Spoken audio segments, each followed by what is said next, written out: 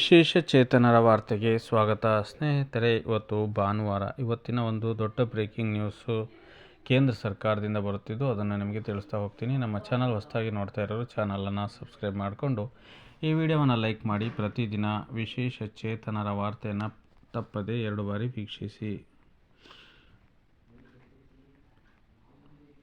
ಜನವರಿ 28ರಿಂದ ಪ್ರಾರಂಭವಾಗಲಿರುವ 2026-27ನೇ budget ಅಧಿವೇಶನಕ್ಕಾಗಿ ಉಭಯ ಸದನಗಳ ಸಭೆಯನ್ನು ಕರೆಯಲು ರಾಷ್ಟ್ರಪತಿ ದ್ರೌಪದಿ ಮುರ್ಮು ಅನುಮೋದನೆ ನೀಡಿದ್ದಾರೆ ಎಂದು ಕೇಂದ್ರ ಸಂಸದೀಯ ವ್ಯವಹಾರಗಳ ಸಚಿವ ಕಿರಣ್ ರಿಜಿಜು ಶುಕ್ರವಾರ ಪ್ರಕಟಿಸಿದ್ದಾರೆ.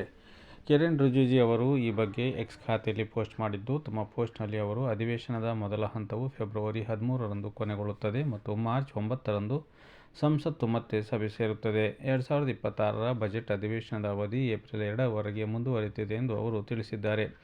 ಭಾರತ ಸರ್ಕಾರದ ಶಿಫಾರಸಿನ ಮೇರೆಗೆ ಭಾರತದ ರಾಷ್ಟ್ರಪತಿಗಳಾದ ದ್ರೌಪದಿ ಮುರ್ಮು ಅವರು 2026ರ ಬಜೆಟ್ ಅಧಿವೇಶನಕ್ಕಾಗಿ ಸಂಸತ್ತಿನ 2 ಸದನಗಳನ್ನು ಕರೆಯಲು ಅನುಮೋದನೆ ನೀಡಿದ್ದಾರೆ.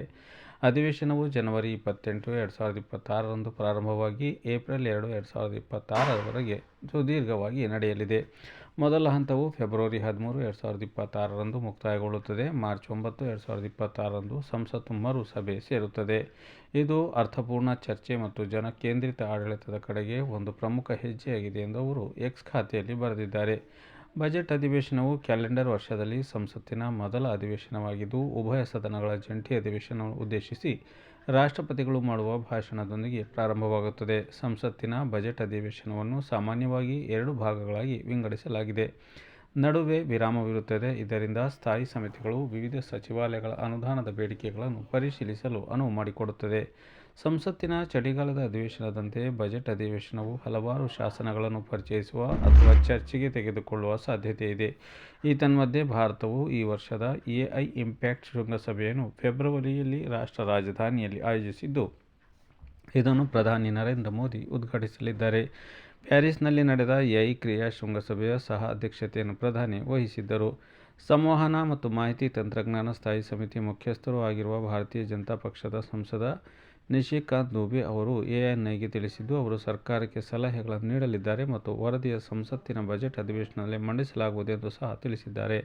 ಹಲವಾರು ದೇಶಗಳು ಕೃತಕ ಬುದ್ಧಿಮತ್ತೆಗೆ ಸಂಬಂಧಿಸಿದಂತೆ ನಿಯಮಗಳನ್ನು ರೂಪಿಸಿವೆ. ನಮ್ಮ ಸಮಿತಿಯು ಎಐ ಬಗ್ಗೆಯೂ ಕಾಳಜಿ ವಹಿಸಿದೆ. ಪ್ರಧಾನಿಯವರು ಒಂದು ಪ್ರಮುಖ ಉಪಕ್ರಮವನ್ನು ಕೈಗೊಂಡಿದ್ದಾರೆ. ಅವರು ವಿಶ್ವ ಎಐ ಶೃಂಗಸಭೆಯ ಸಹ ಅಧ್ಯಕ್ಷರಾಗಿದ್ದಾರೆ. ಇಲ್ಲಿ ಸಭೆ ನಡೆಯಲಿದೆ. ಆದ್ದರಿಂದ ನಾವು ಅದಕ್ಕೂ ಮೊದಲು ಸಭೆ ಕರೆದಿದ್ದೇವೆ. ನಾವು ಸರ್ಕಾರಕ್ಕೆ ಸಲಹೆಗಳನ್ನು ನೀಡುತ್ತೇವೆ. ನಂತರ ಅವರು ನಿರ್ಧಾರ ತೆಗೆದುಕೊಳ್ಳುತ್ತಾರೆ. ನಾವು ಬಜೆಟ್ ಅಧಿವೇಶನದಲ್ಲಿ ವರದಿಯನ್ನು ಮಂಡಿಸುತ್ತೇವೆ ಎಂದು ಸಹ ಕಿರಣ್ ರಿಜಿಜು ತಿಳಿಸಿರುತ್ತಾರೆ.